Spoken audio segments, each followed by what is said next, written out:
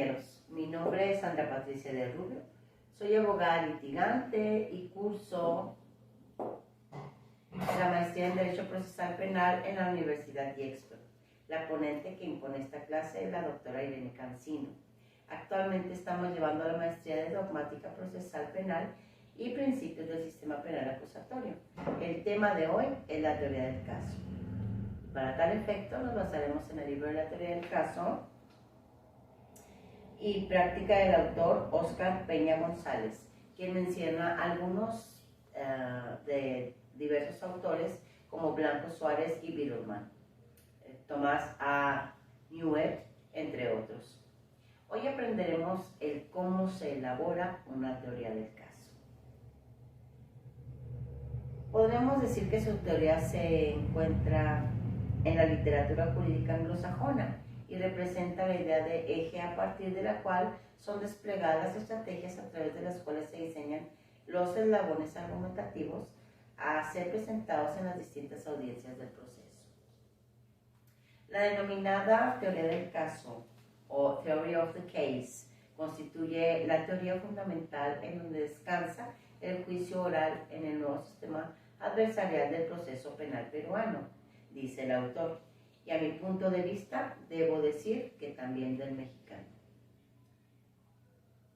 Para empezar con definiciones podemos definir que la teoría del caso es como la historia que el abogado quiere que acepte el juzgador sobre los hechos ocurridos, pero veamos algunos conceptos. A criterio de Blanco Suárez, la teoría del caso intenta constituirse en una suerte de plantilla a través de la cual el litigante invita a los jueces a mirar la realidad o más propiamente los hechos del caso, porque los hechos en la teoría del caso es uno de los tres elementos importantes. La teoría del caso corresponde a la idea central que adoptamos para explicar y dar sentido a los hechos que se presentarán como fundantes de una historia, permitiendo dar cuenta de la existencia de una determinada teoría del caso. Para Thomas A. Newell, una teoría del caso es una clara y simple historia sobre lo que realmente sucedió. Desde su propio punto de vista, no solo se debe mostrar a lo que ocurrió, sino que además debe explicar por qué las personas en la historia actuaron de manera en que lo hicieron. Debe haber un porqué. Debe ser una historia persuasiva para el juez, que será la base de su evidencia y argumentos durante el juicio. Me llamó la atención que dice: si usted no es capaz de declarar su teoría del caso en 1 o 2 minutos, entonces se requiere más trabajo. ¡Wow! ¿No? 1 o 2 minutos para traer el caso. Y según Biderman y Duchet, la teoría del caso es un ángulo desde el cual es posible ver toda la prueba metafóricamente. Señala que es un sillón cómodo desde el cual se puede apreciar la información que el juicio arroja, en términos tales que si el tribunal contempla el juicio desde ese sillón, el tribunal, el juzgador, quise decir, llegará a conclusiones que estamos nosotros ofreciéndole. Para Pelayo Vialcampos, la teoría del caso es la narración lógica de los hechos en un solo párrafo, que enmarcados con el contexto de la ley nos lleva a la conclusión legal buscada. Es un relato de hechos y de ley realizado en tal forma que lleve a una sola conclusión jurídica. Por un ejemplo, nos dice el autor, una mujer dio muerte a su marido. Previamente, éste la había golpeado. Estos hechos, la muerte, los golpes, se encuadran en un homicidio. Como una nota les diré que el autor decía parricidio, pero en nuestro país este delito solo se da entre personas con vínculos consanguíneos. Bueno, seguimos. Decíamos que una mujer dio muerte a su marido, pero que éste la había golpeado, y la exime de responsabilidad de legítima defensa si se podría aplicar en este caso, si la mujer era víctima de violencia familiar, o bien en esta última golpiza corría peligro su vida. Entonces podríamos lograr una excluyente, donde la imputada quedara exenta de la responsabilidad, por lo que el solo hecho de pensar lo anterior, ya estamos formulando la teoría del caso. Ahora solo nos faltaría hacer la investigación para el desfile probatorio, con el que probaremos la legítima defensa en el caso de que seamos defensores. La teoría del caso es, pues, la acusación o la defensa que se hace sobre los hechos penalmente relevantes, las pruebas que los sustentan y los fundamentos jurídicos que los apoyan. Se presenta en el alegato inicial como una historia que reconstruye los hechos con propósitos persuasivos hacia el juzgado. Ahora bien, cuando se construye la teoría del caso, es una pregunta. La teoría del caso se construye desde el momento en que las partes tienen conocimiento de los hechos, MP o defensor. Una vez que las partes tengan la información, esta servirá para definir cuál será su teoría del caso. Se empieza planteando una hipótesis de lo que pudo haber sucedido. Luego, estas hipótesis deben ser sometidas a comprobación mediante las actuaciones que realicen durante la investigación. Al finalizar la investigación, las hipótesis se convierten en teoría, luego se modifica y acomoda o se ajusta hasta que empecemos el juicio, ¿no? Otra pregunta sería, ¿cuáles son las características de la teoría del caso? Bueno, las características principales que debe tener una teoría del caso son 6. Ser única, ser creíble, ser suficiente jurídicamente, ser lógica, ser flexible y sencilla. Vamos a hablar un poquito rápidamente de estas 6. Única significa que debe tener una sola teoría del caso, es decir, debe haber una sola versión de los hechos con la finalidad de explicarlos y darle consistencia y coherencia argumentativa.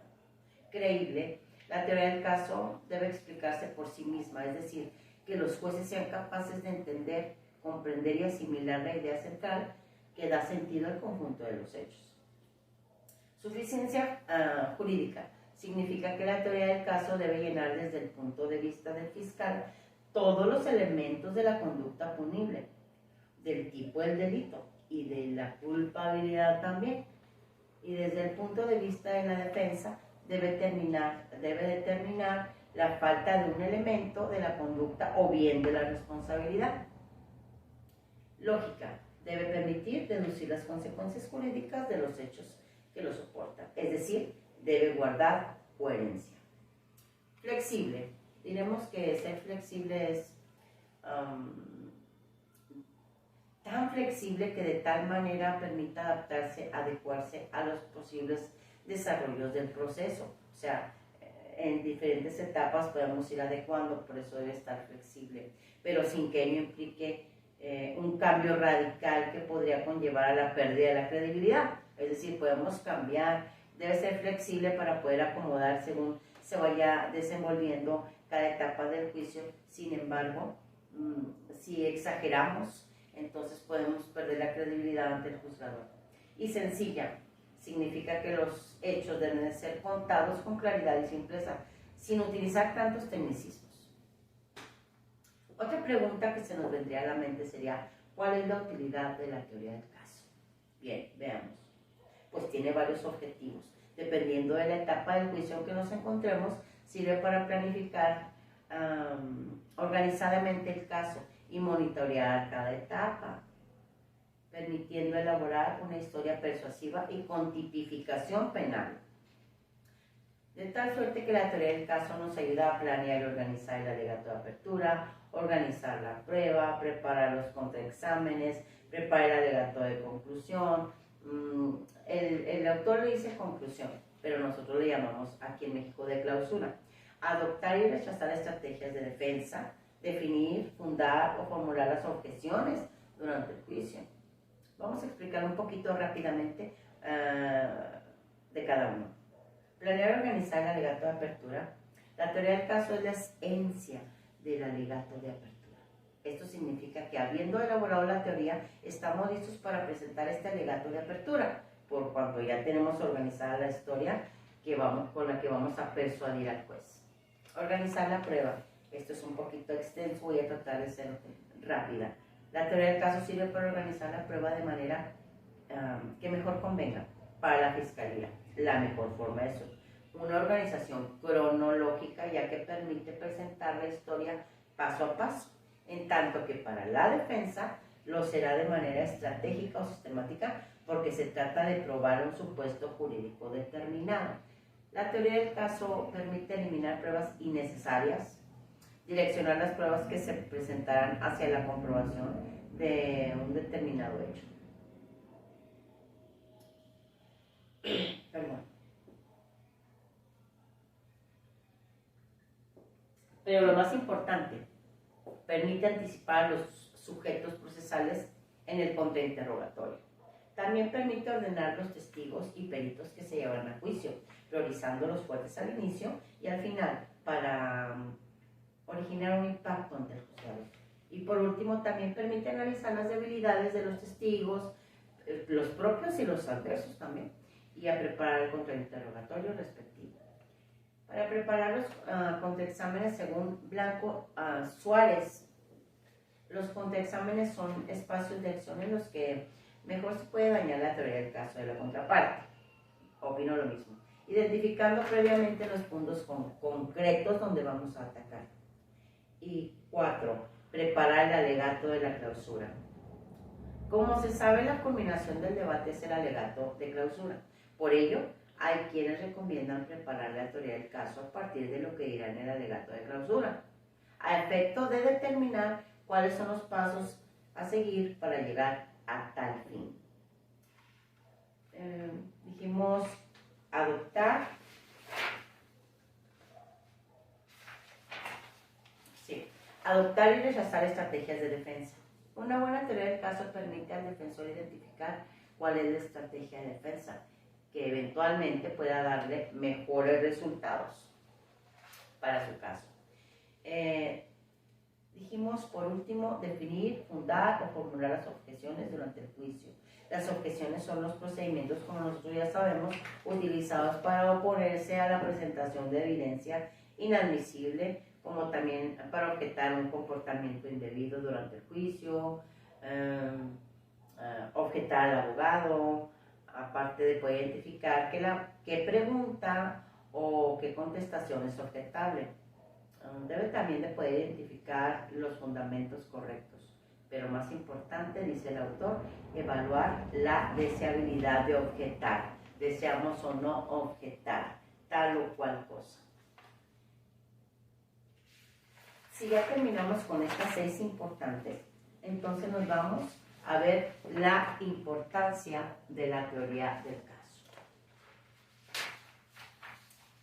La teoría del caso tiene una gran importancia en tanto y en cuanto va a permitir, ya sea desde el punto de vista de la acusación o desde la perspectiva de la defensa, tener una explicación jurídica.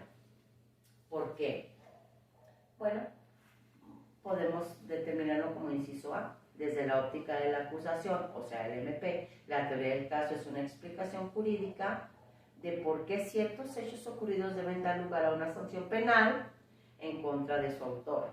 Y el siguiente inciso, que sería el B, desde la óptica de la defensa, la teoría del caso es la explicación jurídica de por qué no debe sancionarse a aquel a quien se tiene por autor. Por lo que la teoría del caso es la postura de cada parte que le presenta al juez, para que la asuma como una verdad jurídica. Y el órgano jurisdiccional deberá finalmente admitir una sola, la cual plasmará en su decisión final, en la sentencia. Ahora vamos con algo de la suma importancia, que son los elementos de la teoría del caso. La doctrina es unánime al señalar que son 3: fáctico, jurídico y probatorio. Vamos a una breve explicación de los 3. El elemento fáctico son los hechos que nos conducen a comprobar la existencia de la conducta punible y la responsabilidad o la no responsabilidad del procesado. Lo fáctico sustenta lo jurídico. Estos hechos deben de ser reconstruidos en el juicio a través de las pruebas.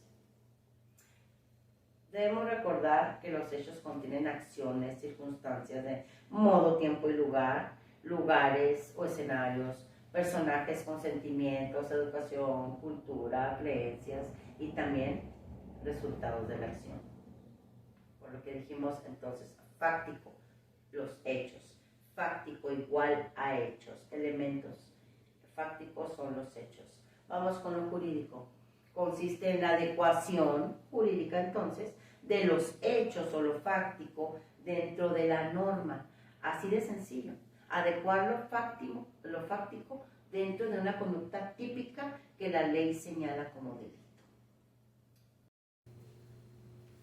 Y 3, probatorio. El probatorio sustenta los aspectos fáctico y jurídico. Permite establecer que pruebas son conducentes y pertinentes para demostrar unos hechos y así dar certeza o duda sobre la autoría o sobre la responsabilidad, etc. Para la defensa sería demostrar la inexistencia de requisitos para que se configure plenamente el tipo penal y establecer fallas procedimentales. Recordemos, demostrar inexistencia de requisitos para que se configure plenamente el tipo y establecer fallas procedimentales. Bien, la falta de cualquiera de estos dos elementos constitutivos hace que la parte no tenga un caso sino una historia. Y en esa eventualidad lo mejor es buscar soluciones diferentes al juicio, dijo el autor. Ahora bien, ¿cómo detectar cuando sí estamos frente a una teoría del caso? Bueno, cuando los hechos son aplicables dentro del tipo penal y existen pruebas para sustentar cada hecho relevante. ¿Cómo saber cuando no estamos frente a una teoría del caso, pero sí tenemos una historia pura y simple? Bueno, cuando los hechos no existen dentro del tipo penal de un delito y no existen pruebas que sirven para sustentar cada hecho que se pretende demostrar. Y entonces, ¿cómo saber cuando no estamos frente a una teoría del caso, pero sí tenemos una buena historia delictiva? Bueno, esto es fácil. Como ya vimos las otras dos, entonces esta sería cuando los hechos existen dentro del tipo penal de un delito, pero no existen pruebas que sirven para sustentar cada hecho relevante que se pretende demostrar, o sea, no tenemos teoría probatoria. Ahora, ¿cómo realizamos la construcción de la teoría del caso?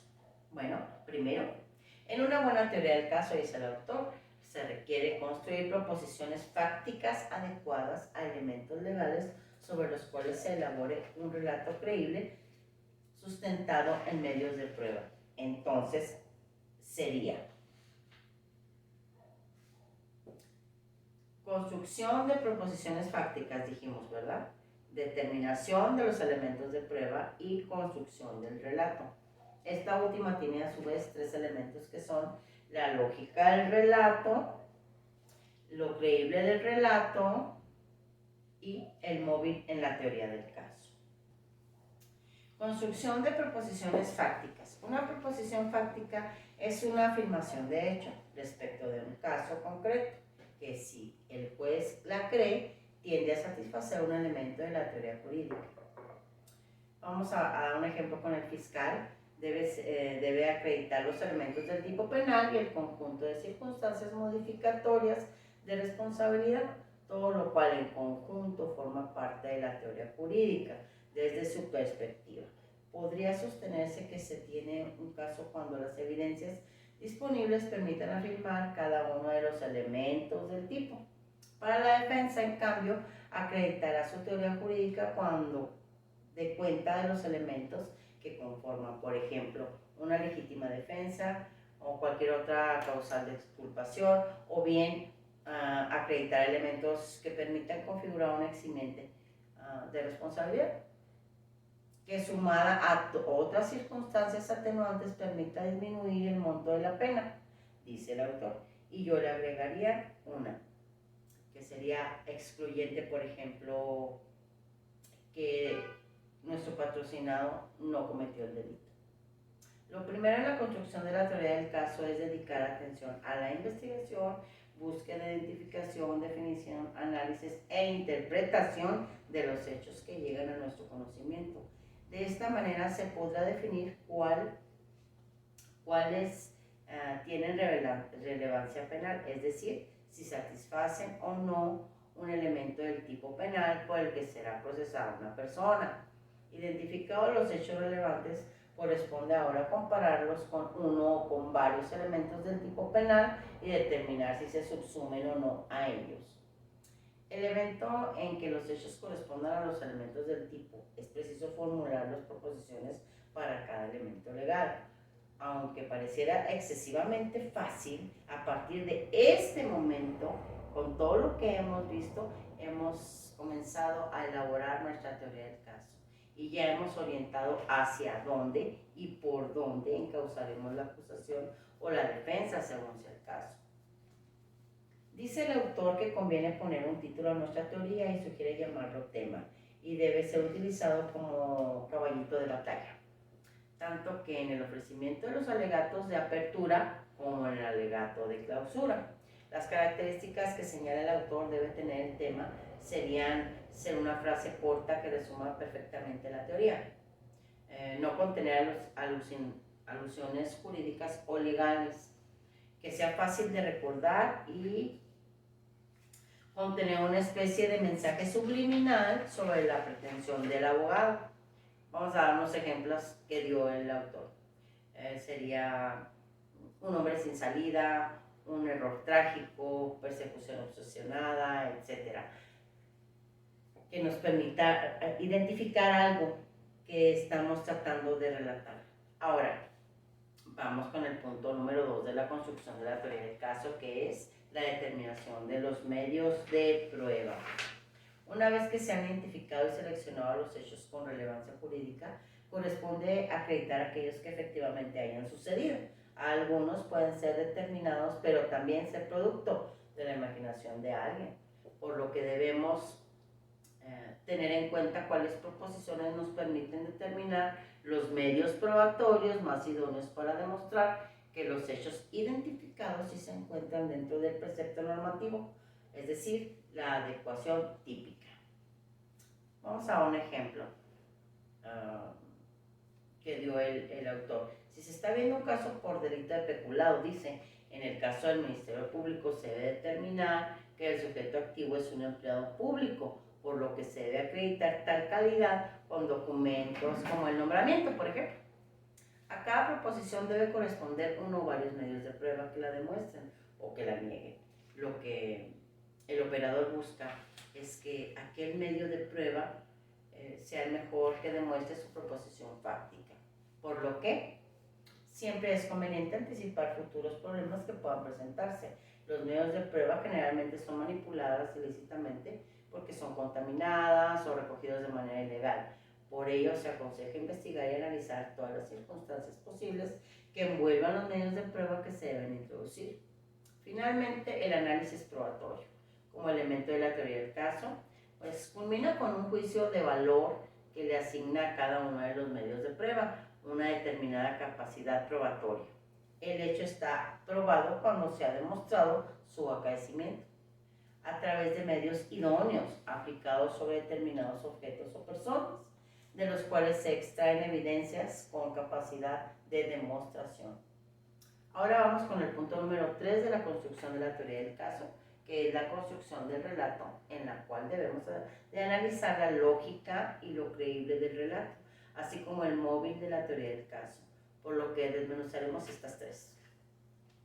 Con las proposiciones fácticas que encuadran en las normas jurídicas, que es la adecuación típica, como ya lo vimos, y probatoriamente sustentadas, ahora se debe construir una historia persuasiva, lógica y creíble. Vamos a ver la lógica del relato. La historia debe ser, se debe contar de manera cronológica, ya que es la manera como el entendimiento humano capta mejor las ideas que le comunican. Sin embargo, en la investigación, esta lógica tiende a perderse y a veces hasta deja de existir, porque la narración que hacen los primeros testigos que intervienen en la carpeta, pues casi siempre es ambigua, oscura, desordenada y con vacíos enormes, pero para eso es la investigación. Se trata de indagar hasta lograr una secuencia cronológica de los hechos. y la acción. Acerca de lo creíble del relato podemos decir esto, que depende de lo capaz que sea el narrador. Ahí somos nosotros, las partes, el Ministerio Público o la defensa. Los episodios del relato deben de transmitir seguridad, convicción, y esto solo se logra con un verdadero compromiso del abogado con la causa, que en ocasiones no se logra con la defensoría pública o de oficio, dice el autor, y yo, en mi humilde opinión, opino lo mismo. En cuanto al móvil en la teoría del caso, que es el último, otro aspecto importante de la teoría del caso y de la construcción del relato es precisamente el móvil, porque normalmente implica para el juez la motivación, lo que decíamos al inicio, el por qué accionaron de esta manera.